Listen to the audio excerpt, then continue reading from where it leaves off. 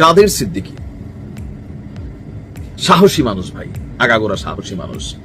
Even Awami League সরকারের আমলেও উনি বাটে ছিলেন, আবার পরবর্তী সময় দেখলাম যে শেখ হাসিনার সাথে তিনি ভালোই সম্পর্ক স্থাপন করছেন। তো সবকিছু মিলিয়ে সরকার পরিবর্তনের পরেও জনাব কাদের সিদ্দিকী তিনি ভালোই অবস্থানে আছেন এবং কথাবার্তা বলছেন। তবে এবার যা বলছেন নাহিদের ইজ্জত শেষ, এবং কি বাকিদেরকে একটা আলটিমেটামও তিনি যেটা দিচ্ছেন এটা কিন্তু বাস্তব। সেই কবে সাইদি সাহেবের যখন ফাঁসির রায় হয়েছিল, একজনে মিষ্টি খাওয়াইছিল, কালকে তারে ধৈরাই না গণতোলাই দিছে। তাহলে এখান থেকে কি শিক্ষণীয় ওইটাই কাদের সিদ্দিকী তো বোঝানোর চেষ্টা করছেন।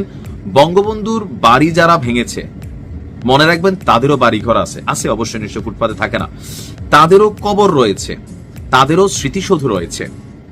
তাদের কবর হাতে নিয়ে তো ঘুরতে পারবেন না, মানে দলকে উদ্দেশ্য করা হোক, ব্যক্তিকে উদ্দেশ্য করা হোক, যে তাদের কবর তো আপনি সাথে নিয়ে ঘুরতে পারবেন না, বাড়িঘর তো আর হাতে নিয়ে পালাই যেতে পারবেন না, তাই সীমা অতিক্রম করবেন না। ওনার এই কথাটা সার্বজনীন।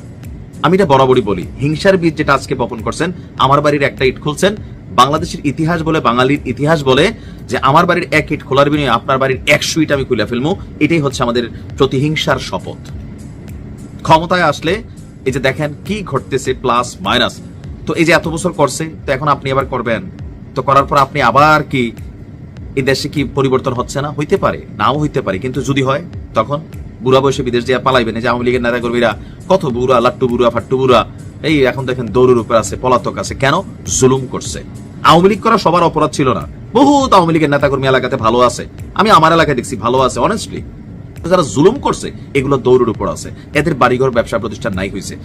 তো তিনি আপনার গতকালকে টাঙ্গাইলের ঘাটাইলের মাকরাই এলাকায় মাকরাই দিবস উপলক্ষে আয়োজিত কাদিরিয়া বাহিনীর মুক্তিযোদ্ধা মহাসমাবেশে তিনি বলছিলেন যে ডক্টর ইউনূসকে উদ্দেশ্য করে তিনি বলছেন, আপনাকে খুবই সম্মান করতাম, আপনাকে আমি অনেক বড় মানুষ ভেবেছি, বঙ্গবন্ধুর ভারী ভেঙেছে আর আপনি দেখছেন আপনার 1 বছরের শাসনে সেটি আর হৃদয় থেকে নিতে পারছি না। আপনাকে আবার আমি অনুরোধ করছি, ফেব্রুয়ারিতে নির্বাচন করতে না পারলে শেখ হাসিনার চেয়ে আপনার পরিণতি 10 গুণ খারাপ হবে। তবে আমাদের নিউজের যেই টাইটেলটা ছিল সেটা এই অংশ থেকে শুরু। এনসিপির আহ্বায়ক নাহিদ ইসলামকে ভেবেচিন্তে কথা বলার আহ্বান জানিয়েছেন কাদের সিদ্দিকী। তিনি বলছেন, কে একজন বলছেন বঙ্গবন্ধু জাতির পিতা নন, বঙ্গবন্ধু যদি জাতির পিতা না হন তাহলে আপনার পিতাকে। নাহিদের আব্বার নাম মনে হয় কাদের জানে না, অবশ্য আমিও জানি না, তবে আছে ভদ্রলোককে দেখছি, মাঝখান দিয়া 2-1টা কথা উঠছিল। যাই হোক, ওই যে এনসিপি যেদিন ইয়া করছিল আপনার তাদের সংগঠনটার যেটা উদ্বোধনী দিন ছিল, নাহিদের আব্বা বিশাল মিছিল নিয়ে সেখানে গেছে, পাঞ্জাবি টাঞ্জাবি পরা, কাকারও চেহারা বদলাইছে, সুন্দর, নাহিদও ফর্সা, অনেকে কয় বাপ দুইটা ফুট হইছে এরকম। যাই হোক, তো তিনি বলছেন যে কোন সন্তানের পিতা না থাকলে সেই সন্তান সম্মানী সন্তান হয় না, সেই সন্তান কুলাঙ্গার হয়। মানে শব্দটা কাদের সিদ্দিকী কই নিয়ে মারছে নাকি আমি বুঝতেছি না, হইতে পারে। কোন সন্তানের পিতা না থাকলে সে সন্তান সম্মানী সন্তান হয় না, এটার কিন্তু আর একটা ভিন্ন ওয়ার্ড আছে, ইন ওয়ান ওয়ার্ড, আমি এটা বললাম না। সেই সন্তান কুলাঙ্গার হয়। তিনি বললেন, শেখ হাসিনার পতন ঘটিয়েছেন, আমি অন্তরণ অন্তঃস্থল থেকে সমর্থন করি, কারণ শেখ হাসিনার পতন আল্লাহর তরফ থেকে হয়েছে, অন্যায়ের জন্য হয়েছে, আপনাদের মুরুদে শেখ হাসিনার পতন হয়নি।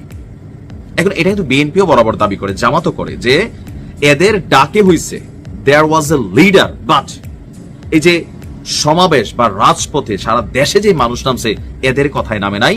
পরিস্থিতি ভিন্ন ছিল, শেখ হাসিনা অন্যায় অত্যাচার করছে, মানুষ মাঠে নামছে। সিকুলার ডিজাইন ছিল, রাজনৈতিক দলগুলো তাদের রাজনীতি টমিয়ে কাটাবে, এটা আওয়ামী লীগও খাটাবে, সুযোগ পেলে খাটানোর চেষ্টাও করছে, ইট ওয়াজ হ্যাপেন্ড, ঠিক আছে। তো বলছে যে জনগণ রাস্তায় নামেছিল বলেই শেখ হাসিনার পতন হয়েছে, কিন্তু আপনারা যদি শেখ হাসিনার বিরুদ্ধে অন্যায় করতে চান, আমি কাদের সিদ্দিকী বেঁচে থাকতে তা হতে দেব না। আইন অনুযায়ী শেখ হাসিনার বিচার করুন, তাকে শাস্তি দিন, মাথা পাইতে নেব। বাংলার মাটিতে বঙ্গবন্ধু চিরকাল থাকবে। বঙ্গবন্ধু শেখ মুজিব আর শেখ হাসিনাকে এক করে দেখবেন না, মুক্তিযুদ্ধ ও বাংলাদেশ শেখ হাসিনাকে এক করে দেখবেন না। যতদিন বাংলাদেশ থাকবে ততদিন জয় বাংলা থাকবে, ততদিন জয় বঙ্গবন্ধু থাকবে, বঙ্গবন্ধু বাংলাদেশের পিতা থাকবে। এখন এই বিষয়গুলোতে অনেকে, আমি তখনও বলছি এখনো বলছি, যে কিছু কিছু উপাধি দেশভিত্তিক রাজনৈতিক ভাবে দেওয়া হয়।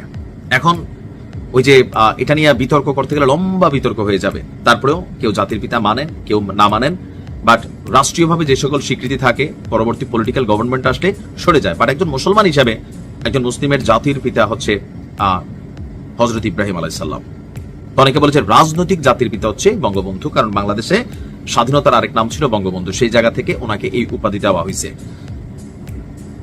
যাই হোক, এটা একটা কনফ্লিক্ট ইস্যু, এটা মানতে হবে, জোর করে চাপাই দিবেন বিষয় তো তা না, এটা যার যার ব্যক্তিগত ইস্যু।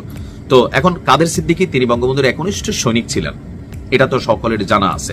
এখন আজকে নাহিদ ইসলামকে উদ্দেশ্য করে যেভাবে মানে তিনি গুতা মারছেন, এই গুতার ইফেক্ট কাদের সিদ্দিকের উপর দিয়ে আবার কিভাবে যায় সেটাও একটু দেখার বিষয়, কারণ এই মুহূর্তে বাংলাদেশে সব সম্ভব। তৌহিদ আফ্রিদি বাংলাদেশে গেল বেশ কয়েক বছরে সোশ্যাল মিডিয়া বা স্ট্রিমিং প্ল্যাটফর্ম আসার পরে যে কয়েকজন কন্টেন্ট ক্রিয়েটার সারা বাংলাদেশ পরিচিত, তাদের মধ্যে তৌহিদ আফ্রিদি একজন।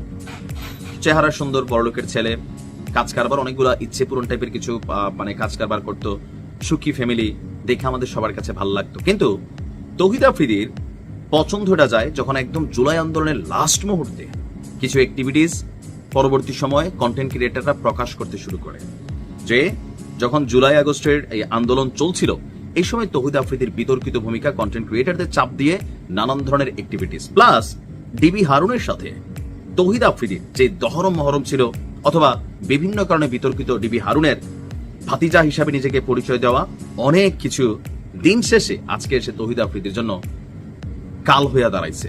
তৌহিদ আফ্রিদি কি বাংলাদেশে আসেন না ভাগছেন? আসেন। মাঝখানে আলোচনায় শুনছিলাম সে সিঙ্গাপুর চলে গেছে বা দুবাই চলে গেছে, বাট তথ্যসূত্র বলছে তৌহিদ আফ্রিদি বাংলাদেশে। এতদিন অনেকটা চুপচাপ ছিল, কিন্তু গেল 15ই আগস্ট বঙ্গবন্ধু শেখ মুজিবুর রহমানের সেই কি বলা হয় যে তার সপরিবারে হত্যার দিবসকে কেন্দ্র করে যখন মিডিয়া তারকারা পোস্ট করা শুরু করলো, এটা নিয়ে আমরা দুইটা পক্ষ তৈরি হতে দেখলাম। একটা পক্ষ দাবি করলো যে টাকার বিনিময়ে এই পোস্ট করা হয়েছে আর এখানে তৌহিদ আফ্রিদি কানেক্টেড।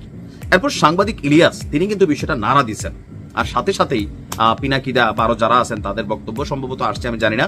বাট হঠাৎ করেই আমরা দেখলাম যে তৌহিদ আফ্রিদির বাবা গতকালকে গ্রেপ্তার হয়েছেন, মাই টিভির যিনি চেয়ারম্যান আছেন। এবার তৌহিদ আফ্রিদিকেও গ্রেপ্তার করতে হবে, নাটক কম করো পিয়ে বলে 24 ঘন্টার আলটিমেটাম দেওয়া হয়েছে ইউনূস সরকারকে। দিছে কারা? আপনার জুলাই রেভলিউশনারি অ্যালায়েন্স JRA। তাদের দাবি আফ্রিদি শুধু বর্তমান সরকারের সময়কালে নয়, 15ই আগস্টের আওয়ামী লীগ ক্যাম্পেইনের সময়ও অর্থ সরবরাহের সাথে যুক্ত ছিল। তো কিভাবে যুক্ত ছিল? তাদের কাছে ট্রানজাকশনের কোনো হিস্ট্রি আছে? একজন বলল, আসলে করলো। তবে যিনি বললেন তিনি তো আবার সাধারণ বলার লোক না। সাংবাদিক ইলিয়াস যখন বলেন তখন 75% বা 80% ক্ষেত্রেই সঠিক তথ্যই থাকে, 20% মাঝে মাঝে হয় এদিক সেদিক। তো 7:11 দিকে আপনার স্বরাষ্ট্র উপদেষ্টাকে মেনশন করে বলা হয়েছে, স্বরাষ্ট্র উপদেষ্টা মহোদয় এবং DMP commissioner July revolutionary alliance private বিশ্ববিদ্যালয় ন্যাশনাল অ্যাসোসিয়েশনের অব বাংলাদেশ, বিশাল নাম, এবং জুলাই ঐক্য সহ অন্যান্য জুলাইয়ের সংগঠনগুলোর পক্ষ থেকে আফ্রিদিকে গ্রেপ্তারের জন্য 26 ঘন্টা বাকি। 26 আফ্রিদি বাংলাদেশে আছে, এই ছবিটি গতকালের, কোনো নাটক চলবে না, সোজা সাপটা গ্রেপ্তার করতে হবে। গ্রেপ্তারের এই যে আলটিমেটাম, এই যে বিভিন্ন সংগঠন তৈরি হচ্ছে, জুলাই বা বৈষম্য, বিভিন্ন নামে বেনামে প্রচুর সংগঠন, 5 জন মিলেও করতেছে, 50 জন মিলেও করতেছে, কোনোটা ইফেক্টিভ, কোনোটা হচ্ছে দান্দাবাজি, নানান ঘটনা কিন্তু জড়িত আছে, প্লাস মাইনাস এগুলো আমরা দেখছি। তো এই সংগঠনটা যে এই যে এত বড় কি বলা হয় যে আলটিমেটাম দিয়ে রাখছে, সরকার কি করতেছে? সরকার বা আইন শৃঙ্খলা বাহিনী এগুলো নিয়ে প্রতিক্রিয়া দেখায় নাই। তবে ইতিমধ্যে তৌহিদ আফ্রিদির বাবা মাই টিভির চেয়ারম্যান নাসিরউদ্দিন সাথীকে গ্রেপ্তার করেছে ঢাকা মহানগর গোয়েন্দা পুলিশ। তার বিরুদ্ধে যে অভিযোগ, বৈষম্য বিরোধী আন্দোলনে যাত্রাবাড়ি থানায় তার বিরুদ্ধে একটা হত্যা মামলা দায়ের করা হয়েছে। সেই মামলায় নাসিরউদ্দিনকে গ্রেপ্তার করা হয়েছে বলে নিশ্চিত করেছেন আমাদের কি বলা হচ্ছে ডিএমপির যিনি ডিসি আছেন, উপকমিশনার মোহাম্মদ তালেবুর রহমান। এখন গত বছরের 1 সেপ্টেম্বর যাত্রাবাড়ি থানায় মাই টিভির চেয়ারম্যান এবং তার ছেলে তৌহিদ আফ্রিদি, শেখ হাসিনা সহ 25 জনের বিরুদ্ধে একটা হত্যা মামলা দায়ের করা হয়। তবে এই মামলাগুলো দিন শেষে ধোপে টিকে না কেন? বাস্তবতা হচ্ছে তৌহিদ আফ্রিদি, শেখ হাসিনা বা তারা সরাসরি গিয়া কেউ মার্ডার করে নাই। যে খালেদা জিয়ার নামে, তারেক জিয়ার নামে, এক একজনের নামে এত শত শত মামলা পানির মতন খারিজ হয়ে যায় না? আসলে মামলা দেওয়ার সময় মামলাটা খারিজযুক্ত একটা মামলা করা হয়, কারণ মার্ডার কেস এক জিনিস, আর এটার মধ্যে নাম দিয়ে দিলাম, তৎকালীন সরকার ক্ষমতায় না থাকলে অ্যাকশন হইতেই থাকে। আবার সরকার ক্ষমতায় আসার আগেই, এক সরকার পড়ার সাথে সাথেই দেখবেন প্রশাসনে তোলপাড় শুরু হয়, মামলা পানির মতন শরীর থেকে ঝরতে থাকে। মামলাগুলো হওয়া উচিত যেটা যৌক্তিক, একজন লোক যেটা অন্যায় করছে, তৌহিদ আফ্রিদি যে অন্যায় করছে তার বিরুদ্ধে ওই বিষয়ে একটি স্পেসিফিক হয়তো মামলা হইতে পারতো, কিন্তু মার্ডার কেসের মামলাতে এই যে তৌহিদ আফ্রিদির এটা প্রমাণিত করার সুযোগ হবে